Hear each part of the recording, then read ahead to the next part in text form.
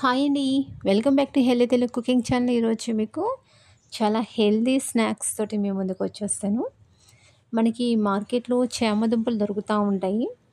మనకి ఎక్కువగా చామ దుంపలే తెలుసు కానీ చామ ఆకులతో కూడా మనం స్నాక్స్ చేసుకోవచ్చు అంటే చేసుకోవచ్చు. ఇవి మన హెల్త్‌కి చాలా మంచిది. ఈ చామ ఆకులతోటి ఈరోజు మీకు స్నాక్స్ ఏ విధంగా రెడీ చేయాలో నేను మీకు చూపిస్తాను. చాలా సింపుల్‌గా ఇంట్లో ఉండే వస్తువులతోటి మనం రెడీ చేసుకోవచ్చు. ముందుగా దీనికి ఏంటంటే ఒక బౌల్ తీసుకొని దీనిలోనికి ఒక 4 స్పూన్ల శనగపిండి తీసుకోవాలి. ఇప్పుడు ఇందులోనికి కొంచెం పసుపు తీసుకుంటున్నాను. అలాగే కొంచెం కారము,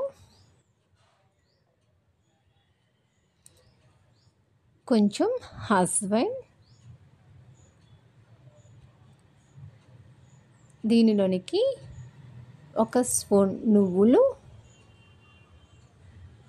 అలాగే ఒక స్పూన్ షుగర్. ఇప్పుడు ఇందులోనికి టేస్ట్ కోసం కొంచెం నమక్ తీసుకున్నాను. దీనిలోనికి కచ్చా పచ్చగా దంచినటువంటి అల్లం వెల్లుల్లి పేస్ట్. ఇప్పుడు ఒక 2 స్పూన్ల ఆయిల్ తీసుకొని ఇదంతా కూడా కలుపుకొని ఇప్పుడు ఇంకొన్ని వాటర్ పోసి దీన్ని పేస్ట్ లాగా కలుపుకోవాలి. ఉండలు లేకుండా మంచిగా కలుపుకోవాలి.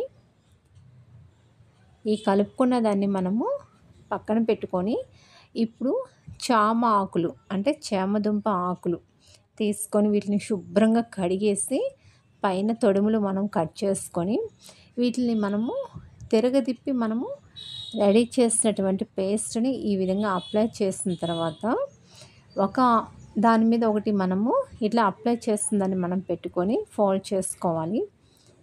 చూడండి, నేను ఒక కట్ట ఆకులు తెచ్చుకుంటే ఒక కట్టకి 3 మాత్రమే వచ్చినాయి కాబట్టి నేను 3 ఆకులు అటు ఇటుగా పేస్ట్ అప్లై చేసి పొట్లం ఏ విధంగా కడతామో ఆ విధంగా చుట్టుకొని ఇప్పుడు వీటిని ఆవిరితోటి ఉడికించుకోవాలి.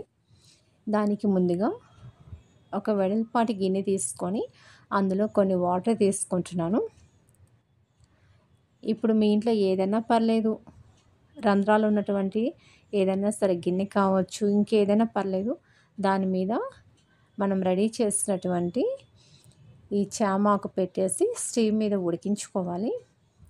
చూడండి, నాకైతే ఉడికిపోయింది. వాటిని నేను కట్ చేసుకొని మీకు చూపిస్తున్నాను.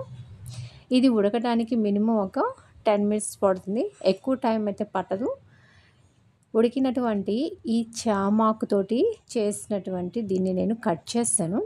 కట్ చేసిన తర్వాత ఇప్పుడు కొంచెం ఆయిల్ తీసుకున్నాము.